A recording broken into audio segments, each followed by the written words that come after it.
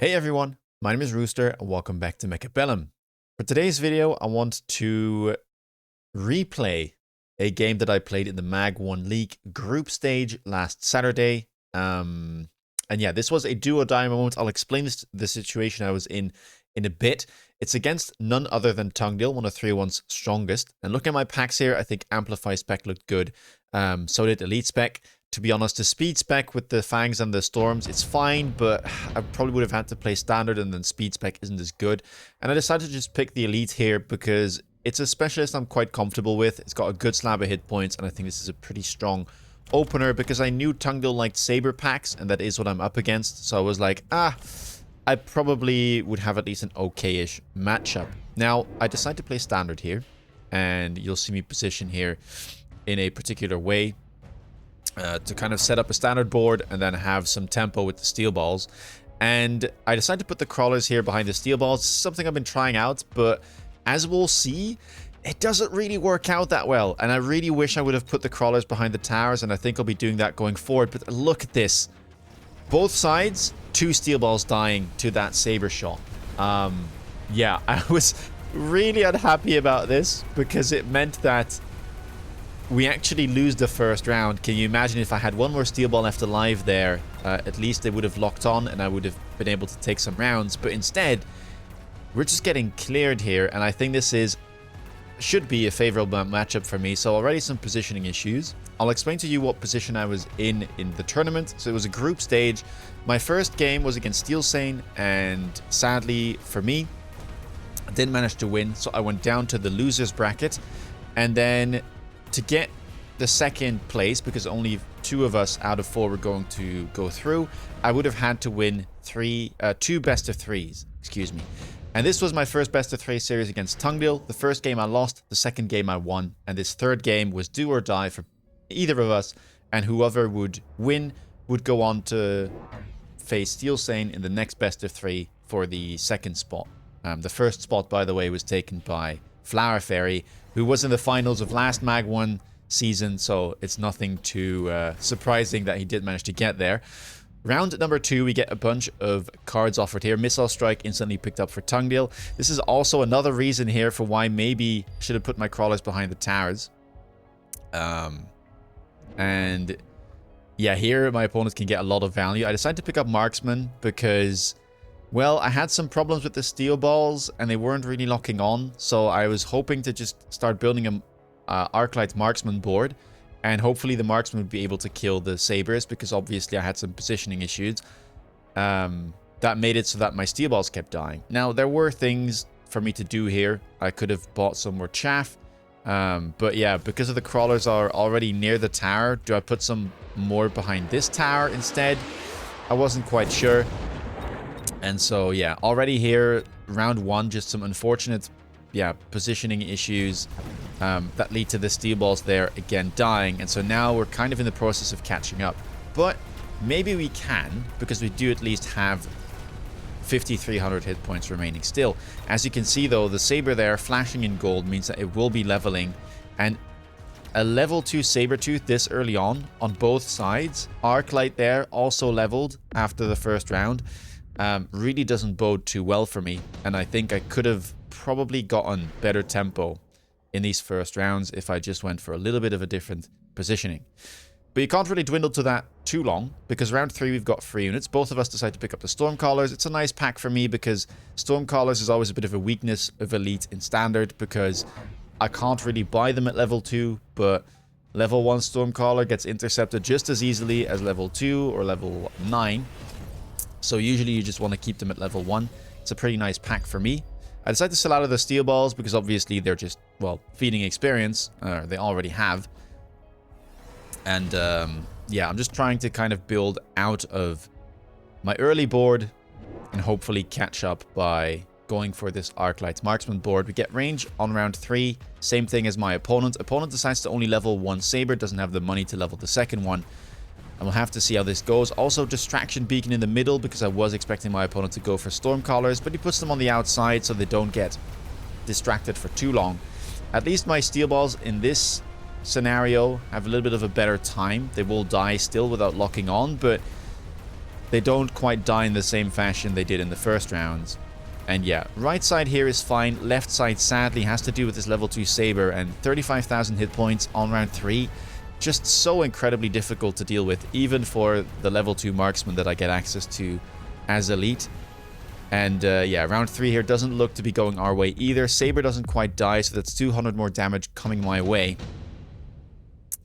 But hopefully I'll be able to kind of stabilize here at some point. Round 4 we get Orbital Jav. It's a spell I usually pick up if there's nothing else on round 4, because it is so powerful. It has 3 rounds cooldown, so it comes back relatively quickly, which means you'll often get at least 2 uses out of it when the first one shows up on round 4.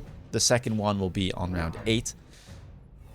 And getting rid of this saber should allow me to hopefully gain back some tempo, because it has been causing me some woes thus far. You get more marksmen this turn. We decide to range those as well, because I didn't really want them to clump up with the arc lights. I wanted to keep them at bay to hopefully have a better matchup against his arc lights as well. My opponent, though, goes for a different play. Picks up shield airdrop, and this is definitely something you can experiment with if it shows up. Throw it on a side. It's actually really hard to deal with. 50,000 hit points. There's not many units that can clear this early on. And Crawler plus a Wasp definitely gonna create some problems for me. And Arclight here gets stuck on the Crawlers and, well, by definition, the shield. Marksman also trying its best, but it will stop shooting at the shield as soon as these Crawlers get out. And that means these Wasps will probably be able to take down my Arc. And because I've been so focused, right, on trying to solve the issues of my opener, I haven't gotten the time to get Fangs behind the tower, which I usually would have. So again, this kind of comes back as well to the early round, right? Round 1, I tried something different. It didn't work out. And so now I'm kind of having some positional issues where I don't end up having the Fangs behind the tower because I had to set out of steel balls, try and get into things like marksman.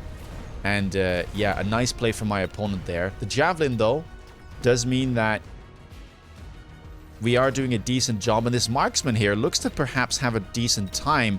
All of these units are low hit points. Normally we can't one-shot the level 2 arc lights, but they're low on hit points. One will go down, Wasp will go down, marksman there with the range, able to also shoot at this Stormcaller, maybe hit the other arc light. We clear another storm. We still got some hit points left. A third one will go down, but the fourth one a little bit too much to ask for. Still, I think that's a better round for me, considering the cheese. Obviously, we had the javelin ourselves, but we're starting to perhaps stabilize a little bit. Round number 5, some awkward drops, I would say. Opponent goes for Fire Badger, but I don't really need any of this. I already have Arc Light, so Vulcan doesn't make too much sense. Tarantulan Standard, you know, never mind, especially into the leveled Saber Teeth. And Melter, I mean, maybe, but there's really not too much for them to shoot at. So I go for the Badgers as well. It's nice deployments, which is always a good gift on Elite, because it can be hard to get the deployments down. And yeah, we're just going to try and be a bit cheeky here. Throw some of these Fire Badgers on the edges. There are some vertical crawlers behind the tower, so they will get pulled. Opponent, though, adds Saber Teeth on the outside as well with the range now. So this will be a really good cover, and probably another tempo play that doesn't quite work out for me. We have to deal with this side, but luckily for me, there was no arc light behind this flank, so these level 2 crawlers of mine should be able to win. We also go for double shields because I really don't want to lose these units here to the missile strike. Let's back off cooldown. And yeah, some Fangs added behind the right tower. They are level 2, so they should help out a bit more against these level 2 Wasps now on the flank. Fire Badgers have been added. Let's see how we do. Missiles as well here on the corners. I didn't want him to do the same thing on the other side. Jump drive was available, so I had to be a little bit careful. We also have the missile strike ourselves, which takes out a Stormcaller pack. But yeah, Saber there, absolutely feasting on my Fire Badger flanks. And I didn't really know what to do there. Maybe I should have just sold. That was definitely an option for me. And I think I could have maybe just, yeah, taken one of the Giants, sell them, and then perhaps go for the play I'm going to try and make, I believe, next round, which is going to be to invest in my own Wasps, since my opponent's anti-air is really relatively non-existent so far. This round, though, no such thing. I went for a different play, and we are really, really having another bad turn here, losing both shields, and on top of that, this is looking like 1500 damage or so. 3700 down to 2.3k. Yeah, not great, but again, we started with 5.4, so 2.3 still recoverable for sure, but we have to start winning now.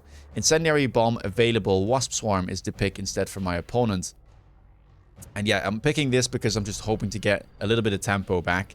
If I can land one of the incendiaries here and, well, win a side because of that, then that's going to be fantastic. Opponent goes for the wasps here to really try and hammer down on this side. It doesn't sell out of the flank just yet. Realizes that I don't have the best tools right now to deal with them, so it's fine for him to keep it there. And yeah, I'm thinking, well, if I look at his board, his one thing that he does lack is anti-air. And one of the better ways, or one of the ways to counter wasps from your opponent is to just build wasps yourselves and give them a tech. So that's going to be what I try to play for here. You'll see me unlock them. Double wasp, they're great flank defense. They've got good damage, especially at level 2, which, you know, benefit of being elite spec. We give them range first. I don't want to go AA here because there's only one wasp pack that I really need to deal with. So range is simply going to give me about the same thing, and it'll allow my wasps to be useful down the line, right? If I can, I'd rather keep them on the board and kind of invest into them more rather than give them AA and then have other techs here become more expensive. Opponent doesn't shield, by the way. We are selling out of the flanks because, well, they're being dealt with. These sabers leveling. Great fire, though. Getting rid of chaff, getting some damage down on the other units. Stormcaller's gone as well. Wasps did exactly what I wanted to do, so the flanks are dealt with. And yeah, left side there's only one fang pack left, so this should be a default win either way. We do get 2 more shields out of me, though, as, well, I didn't want to get incendiaried, which doesn't end up happening, but maybe I should have just gambled it, since I probably would have won by default here anyway, because of the lack of anti-air. So maybe that was a good play for me to try and save myself some resources. But yeah, wasps will come out on top. Saber will take down the tower, though, with the help of the crawlers. So it's literally just going to be the wasps. The benefit is they do pick up another level, and level 3 wasp, that's starting to get into carry wasp territory, which is usually my comfort zone. Round number 7, a bunch of good items here. And I decided to pick up the super heavy armor. Now, the reason I did this is because I was really afraid here of something like Fortress AA or anything to deal with the Wasp, right? Currently, my opponent has no good way of dealing with it, so his only real options are A, Fortress anti-air, and B, things like Mustang. He ends up going for the Mustangs, and I am saying, well, you also don't have Marksman, you don't have Phoenix, so it's going to be really tough for you to deal with these Wraith. And I decided to pick up 2 of them with immediate field maintenance, and that's why we picked up the super heavy armor. The bonus HP is going to create even more value for the field maintenance as it heals or restores 4.5% of max HP per second. And yeah, I'm basically trying to build a frontline here for my wasps. Eventually I would want more of the wasps and maybe another wraith somewhere, and then maybe we can try and work our way towards something like sandstorm on sandworms. But having this frontline should at least protect me from the most likely response from my opponent. Ends up being triple level 1 Mustang with range, which isn't even that scary just yet, I have to say. I actually think that Mustangs here would be playable for me if I manage to stabilize and get my way into the sandworms. But we're still a long way off, right? Giants are expensive for me. And yeah, we would need another tech on the wasps, 2 more wasps at least, and then maybe 3 to 4 worms. Opponent goes for the port shield there. Still keeps investing in the flank, but that's going to be to no avail. And we do manage to deal with the flank this turn as well, even with the item and that shield back off cooldown. And I mean, look at these Wraith. Absolutely demolishing the board right now. They cannot be touched. All of the Mustangs are shooting at them. Well, some of them are killing my wasps here, unfortunately, but absolute beasts there. And simply too tanky to kill. Right one is taking some damage because it is less tanky than this Wraith on the left. You can see here 88.5k versus 43.5k hit points. But yeah, looks like it'll be another default win at the very least. This Wraith is fighting for its life. But without the debuff, it's taking less damage. And can we somehow keep it alive? I think we might be able to. We're now starting to kill some of these Mustang, which means there's less damage. And yeah, the Wraith is starting to heal up yet again. This Wraith killed some of the Sabers by itself, which means that it'll level up. And round 7 is looking good for us. Happy with this turn, and now we're starting to feel like, okay, I have a chance here, right? My opponent is lacking the tools to deal with the units I have on the board. The Wraith is going to be tough for him to deal with. He needs to deal with that, so it gives me maybe another round to start building another threat. This turn, we have the Javelin yet again. And I decided to pick up the laser sight for my wasps. Missile strike, back off cooldown. We'll have to deal with that. But with the Javelin, I think we should get another good turn at least. Wraith level should be worth it for sure. More hit points, more damage as well. It's a bit of a raid boss at this moment. And yeah, Beacon back in this scenario. I was expecting him to go for these wasps because they were performing the best. And this type of beacon should hopefully allow me to kill, or not kill, save some of them from being killed. Javelin on the right here should hit a lot of units. I could have sent it on one of the big sabers, but I wanted to try and hit some more units as well. Get those fire badgers out of the way, sorry. And it looks like we might even hit another unit there in the form of this newly added marksman with AA. Now, I don't really like this response from my opponent. I think it would have been way better for him to try and just build a melter, because level 2 marksman, buying them now, costs a lot of deployments, and even level 2 with AA is going to struggle against this 133,000 hit point Wraith. We add more wasps, so that was kind of the second requirement I was talking about. 4 wasps would probably be what I would be looking for to wasp carry. And we go for a clever pull in the back there, which means that these Mustangs will stay in place instead of moving forward, and we managed to hit them with the missile strike. Some good value there. Maybe I could have held on to my missile strike as well. As, well, we had the Javelin turn. Something that I perhaps could have done. But I'm really trying to get some tempo back. If I can get really ahead here, prevent some level ups, then we should be in a good spot. Yeah, left side, no Mustangs, so these wasps are doing everything they can. The Wraith also. Yeah, you can see it's just not taking any damage whatsoever. Even during the debuff, it really does not care about these anti-air marksmen. It's simply too big, and so that's why I think Melter should have been the answer for my opponent.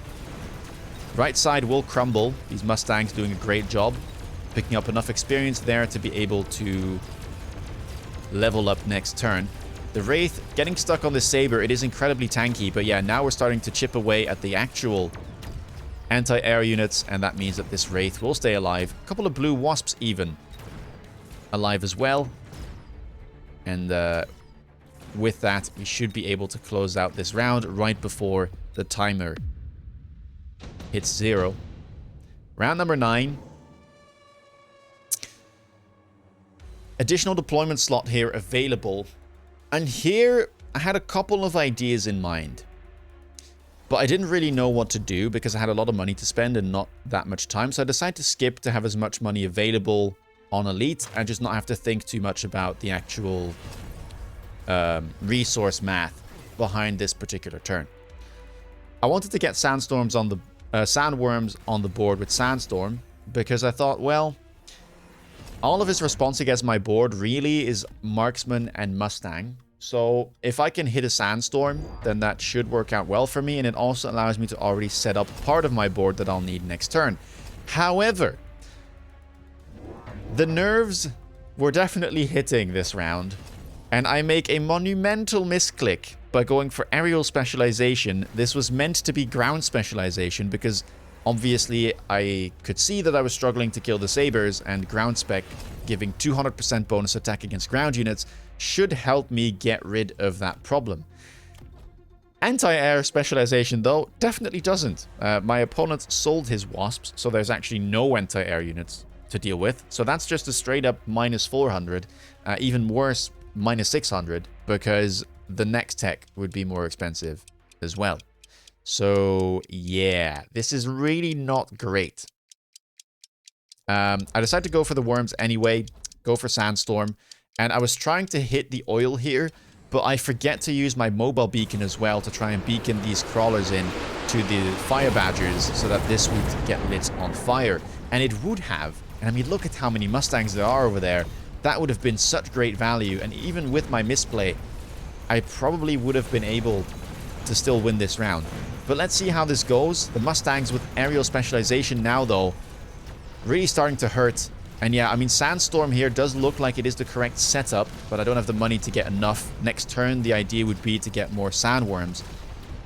But yeah, right side struggling. Left side now, that Wraith also going down, and it's just a sandworm left. That's a lot of units. I mean, 2.3k hit points. Maybe I can survive. We'll have to see, but yeah, this is just not a turn that I can afford to have here. And is that going to just be it? It is minus 140 there. Just one saber too many left alive still. And so that is how I got thrown out of the group stage of Mag 1. I was really kicking myself for this because I immediately went back into the replay tool for round 9. And I'm going to showcase you guys what my idea was, what I should have done, and what the outcome would have been. Alright, so here, let's just take the additional deployment slot this time, because we want to, well, survive until the next round, and then it should get some value. I was selling out of my Stormcallers because they weren't doing so much. Let's actually click the useful tech this time, because this was meant to be ground specialization. Let's make sure that we do loan, and then obviously the idea was to get the oil down on this side of the board. I'll put it somewhere like this, not be too greedy about it. My idea was to beacon this pack into these fire badgers, but with the arc lights there, I actually believe it wouldn't have worked either way. So instead, let's just buy another crawler and just put it here to be safe and make sure that this fire badger does light this on fire. And then I have the beacon left available. Let's use that on this Wraith so that we escort it in to the left to protect these units. Because it was kind of ending up stuck over here and then not defending either of the wasps. I still have some money left. The idea was to get some sandworms. I was still going to do that. I won't have the money, though, to be able to afford the sandstorm, but I don't think I need to. As long as this oil lands, I'll have a tempo round here, and the next turn we can set up for 2 more worms and make sure that we win. This one here on the side, it has 40 range, so it should be good over here and not burrow. And then I think I'm going to go temp range instead of these levels. We'll pick them up later. I don't necessarily need them to get leveled just yet. I've got 50 left. I could miss all this, but I think we're just going to bank the money, and then we can use that on the next turn. And let's see how this works out, right? Now, the fire, of course, here are going to be very useful for us. You can see all of these Mustangs on the right side now starting to crumble. Obviously, my Wraith there, not having the best time, but the right side is going to have an absolutely wonderful time as there are no Mustangs left alive. The Wraith also doing a fantastic job here on the left, escorting in those wasps instead of them getting attacked by those Mustangs directly. Sandworm on the right also still alive, and with the ground specialization, it is much easier to take down the sabers. We get the debuff, and yeah, that is from taking 2.4k damage to dealing 1300 damage with just a click of a couple different buttons, right? So this is a game where I kind of wanted to showcase you guys, like, it is completely normal to sometimes be nervous, to misclick and make misplays. It happens at the highest level as well. Now, obviously, to be completely honest, I think Tungdil is a much better player than I, so I'm very happy for him that he went through, but I was kicking myself for not clicking the buttons here in the correct order that round. And I did lab a little bit because it's actually much harder to hit this oil than I thought it was. This beacon idea that I had during the game that I didn't end up doing actually doesn't really work. But even if I clicked ground spec and did the exact same things I did, I would have lost the round in a way that I would still be alive, right? So yeah, this shows cases how sometimes you can mess up and it'll cost you games. There was other stuff as well. This game, obviously, the steel ball start was an absolute horror. I'm not going to be doing that again. I'm just going to put my crawlers behind the towers like I used to. That works way better, especially with the elite crawlers. They would be able to tank some shots, and then the steel balls should probably kill the sabers and prevent them from leveling. And then, yeah, that just like snowballs into a better mid game, right? Either way, let me know what you think of this video down below. Do you like this type of video where I kind of go through games that weren't as successful and I showcase you guys, hey, this happens. It's normal. That's how you learn. Please leave a thumbs up if you did. If you want to see me play live, please check me out on Twitch. If you want to stay up to date with all my latest content, consider subscribing. And with that being said, take care, guys, and see you in the next video. Bye-bye.